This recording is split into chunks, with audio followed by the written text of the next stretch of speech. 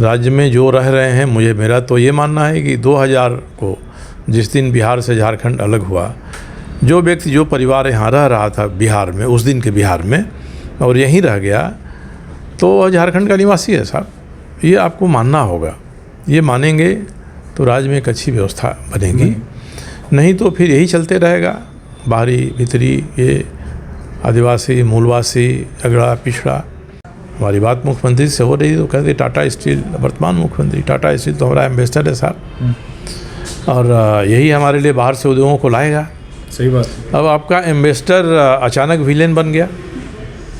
अगर ये कुछ गलत काम करते हैं नीति के खिलाफ में, तो सरकार उनकी नकेल कस सकती है।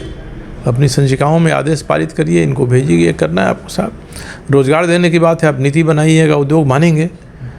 मगर जो शासक दल की पार्टी है, वो पार्टी और उसके मंत्री, जो कोल्हान में 2-2 मंत्री हैं, ये मंत्री सड़क पर आते हैं। कोई पूछे तो इनसे कि टाटा स्टील ने किस साल बड़ा कार्यक्रम किया था जो इस साल नहीं किया।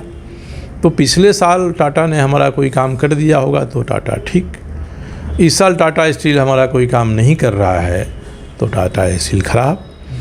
तो ये हफ्ते, दिन और महीने और वर्ष के आधार पर मंत्रियों का मिजाज बदलेगा, मन मिजाज बदलेगा, तो कैसे कोई अस्थायी बात हो सकती है। आप नीतियों पर आलोचना करिए ना।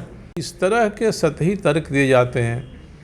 एक मंत्री ने जयंत टाटा की मूर्ति को धोया, जैसे जयंत टाटा साहब देवता हूँ, और इसलिए धोया कि इनके जो उत्तराधिकारी हैं उन्होंने बिरसा मुंडा की जयंती पर उस तरह का कार्यक्रम नहीं किया जैसी उम्मीद उनको थी। अब जिस दिन बिहार से झारखंड अलग हुआ, तो इस झारखंड में भी एक बिहार रह गया, इस झारखंड में भी एक दूसरे प्रदेश रह गए। इस बात को लोग नहीं समझेंगे, नहीं मानेंगे और इसको अलग करके देखना चाहेंगे, तो फिर स्थिति सामान्य नहीं होगी। बिहार में पहले झारखंड था, झारखंड में अब बिहार है। नमस्कार, सोशल संवाद में स्वागत है। मैं शशि भूषण। जेटेट की परीक्षा से मैथिली, भोजपुरी और अंगिका को बाहर कर दिया गया है, और उसके साथ ही नियोजन जो नीति बनी है उसमें भी गैर अनुसूचित और अनुसूचित जाति के लिए अलग अलग प्रावधान रखे गए हैं, जिसको लेकर कई लोगों ने सवाल उठाया है। और इसको लेकर जो पूर्वी के विधायक हैं सरयू राय जी, उन्होंने भी सवाल उठाया है और कहा है कि कदम जो है कहीं से भी संवैधानिक नहीं है। तो हम बात करेंगे सबसे पहले इसलिए कि रोजगार से जुड़ा हुआ है, और रोजगार के मुद्दा को लेकर आप देख रहे हैं कि लगातार सरकार पर विपक्ष जो है वो सवाल उठा रहा है, और एक तरफ जो है जो बेरोजगार युवा हैं उनका भी प्रदर्शन चल रहा है। तो सबसे पहले बातचीत करने के लिए सर स्वागत है आपका। और जो आपने सवाल जेटेट के उठाया है, जो सरकार ने अभी भाषा को लेकर अलग कर दिया, वो कैसे देखते हैं और ये कदम क्या सार्थक है, राज्य की भला के लिए है?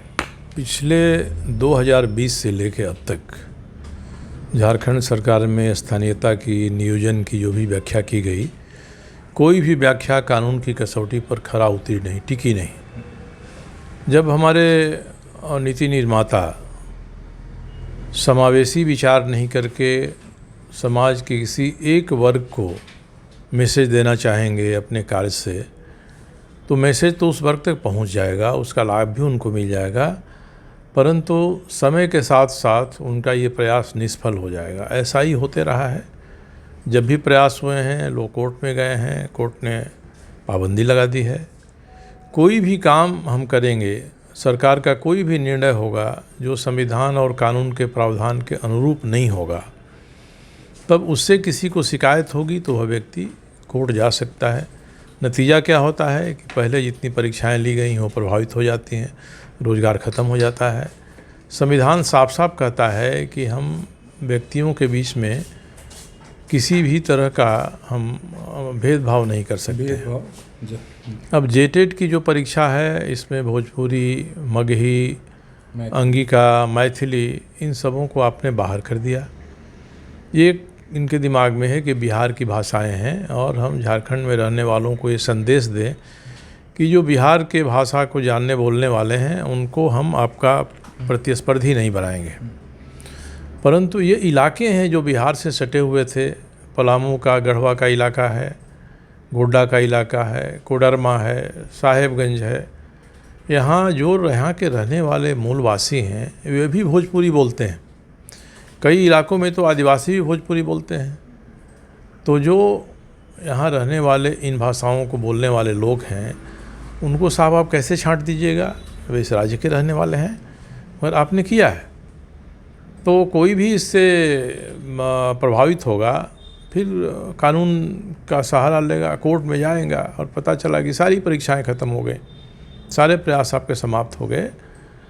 उसी तरह से जब हम बात करते हैं कि एक ही तरह की परीक्षा है, सामान्य वर्ग का जो व्यक्ति है, अगर उसने झारखंड के बाहर मैट्रिक तक की पढ़ाई की है तो उसको नौकरी नहीं देंगे, और जो आरक्षित वर्ग का है उसको हम नौकरी दे देंगे।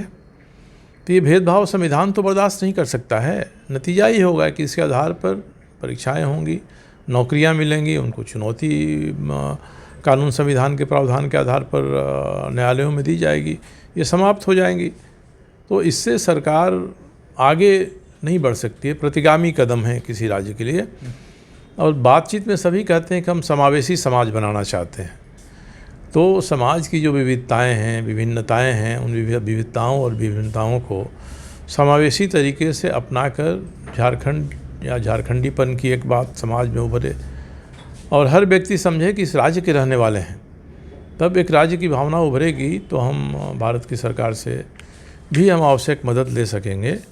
इससे ये भावना अलग हो रही है और मुझे लगता है कि ये बहुत ही अल्पदृष्टि वाला विचार है, ये दूरदृष्टि का विचार नहीं है।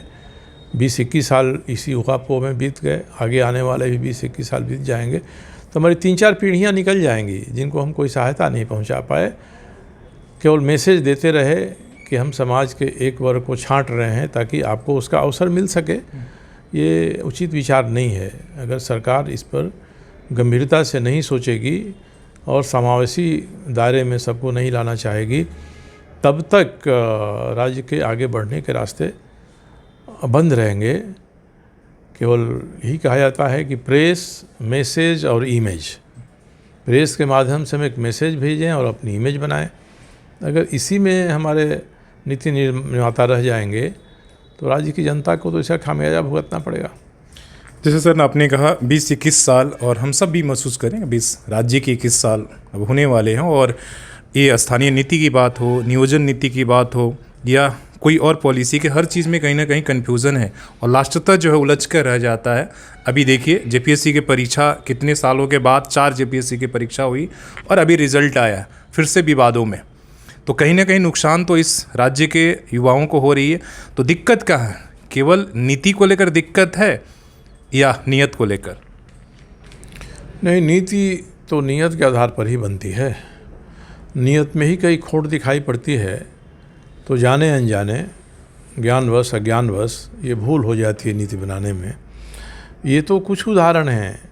एक नियमावली मान लीजिए 2012 में बनी, उस नियमावली के आधार पर लोगों को प्रोन्नति देना, नियुक्त करना, ये सब हुआ। अब 5 साल 7 साल के बाद उस नियमावली को ही आप खारिज कर देते हैं साहब, नई नियमावली बनाते हैं और कहते हैं कि उस नियमावली की बातों को नहीं मानेंगे। तो जिसकी बहाली उसके आधार पर हुई वो भुगतभोगी हो जाता है, उसकी नौकरी चली जाती है, उसको प्रमोशन नहीं मिलता है, लोग सड़कों पर आते हैं। तो पता नहीं हम कब तक लोगों के दिमाग में ये भावना भरते रहेंगे कि आपके बगल वाला आपका हितैषी नहीं है। इससे राज्य में शांति व्यवस्था नहीं रहेगी।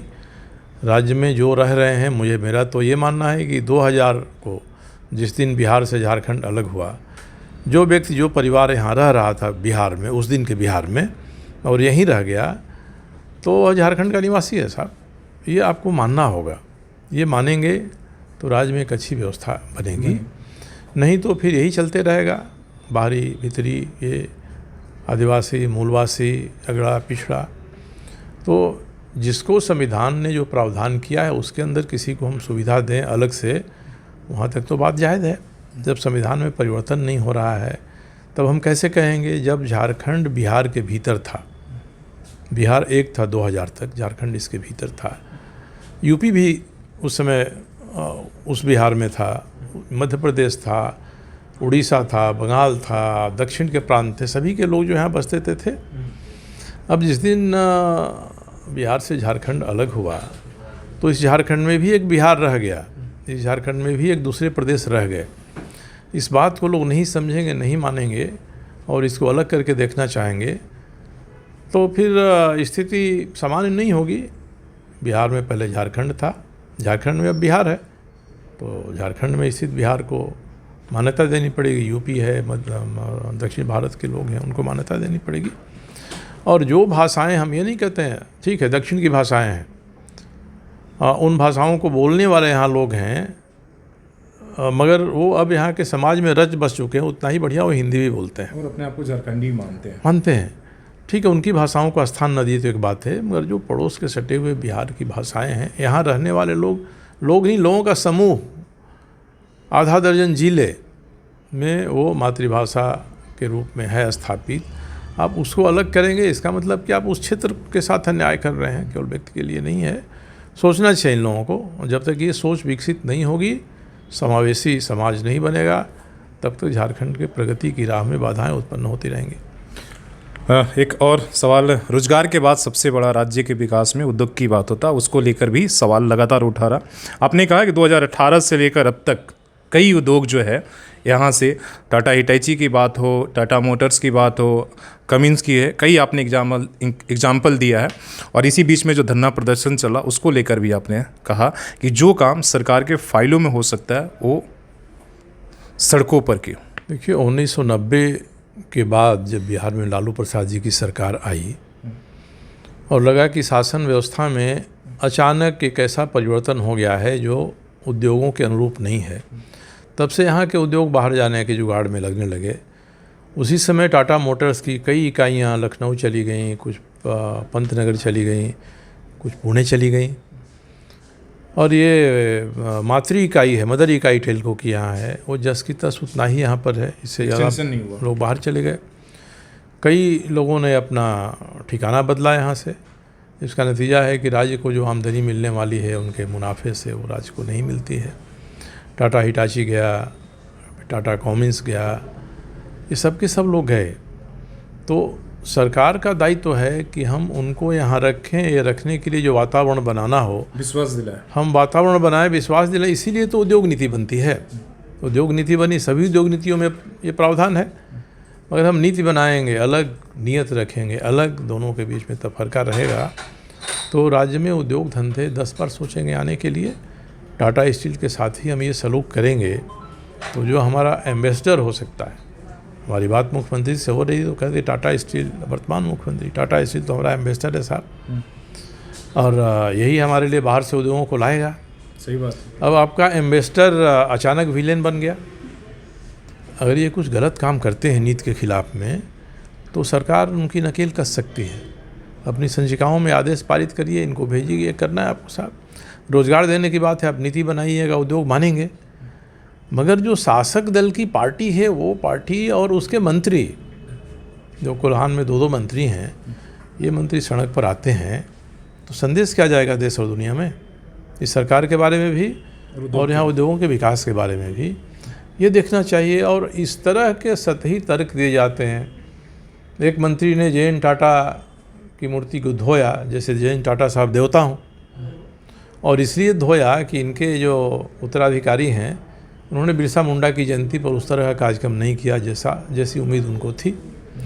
अब उनको पता करना चाहिए कि 1900 में शहादत हुई भगवान बिरसा मुंडा की, 1907 से उत्पादन शुरू हुआ यहाँ, तो उसके से लेके अब तक जे.एन. टाटा या बाद में जो आए, कितनों ने कार्यक्रम आयोजित किए बिरसा मुंडा के जन्मदिन पर। जब उन्होंने आयोजन नहीं किया तो वर्तमान जो पीढ़ी है टाटा स्टील की, उस पर चाबुक चलाने के लिए आप उनको आदर्श मानते हैं और मान के उन पर गंगाजल से अभिषेक करते हैं उनका। तो ये तो भारी विडंबना है। कोई पूछे तो इनसे कि टाटा स्टील ने किस साल बड़ा कार्यक्रम किया था जो इस साल नहीं किया। तो पिछले साल टाटा ने हमारा कोई काम कर दिया होगा तो टाटा ठीक, इस साल टाटा स्टील हमारा कोई काम नहीं कर रहा है तो टाटा स्टील खराब। तो ये हफ्ते, दिन और महीने और वर्ष के आधार पर मंत्रियों का मिजाज बदलेगा, मन मिजाज बदलेगा, तो कैसे कोई अस्थायी बात हो सकती है। आप नीतियों पर आलोचना करिए ना। हम तो कहते हैं कि टाटा स्टील जो उद्योग में, व्यवसाय में जो काम कर रहा है, उससे हम लोग को एक पैसे का लेना देना नहीं है। जो जन सुविधाएं वो देता है, वो बात अगर हमारी जनता को नहीं मिलेगा, उसके सामने बात उठाएंगे, सरकार के सामने बात उठाएंगे। विरोध इन मुद्दों पर होना चाहिए। वो टाटा स्टील में जैन टाटा का हम गंगाजल से अभिषेक करेंगे और टीवी नरेंद्र को हम जूता मारेंगे, तो ये तो अपना विरोधाभास है, अपने ज्ञान को प्रदर्शित करता है। इन लोगों को जानकारी नहीं है और टाटा स्टील से इनका रिश्ता दाता और पाता का रहा है हमेशा ही। तो टाटा स्टील दाता के रूप में जब देगा सबसे अच्छा है, किसी दिन वो हाथ खींच लेगा या अतिरंजित आपकी मांग हो जाएगी जिसको नहीं कर सकता है, तो उसी दिन टाटा स्टील खराब हो गया। तो इस तरह का संबंध नहीं चलता है। लास्ट सवाल, इस धरना से सर उद्योग के लिए नुकसान हुआ या फ़ायदा? नुकसान होगा, वातावरण नहीं बनेगा तो कैसे कोई पूंजी लेकर आएगा। या तो तय कर लीजिए, हमको भारी उद्योग नहीं लाना है यहाँ साहब, हमको कुटीर उद्योग लाना है।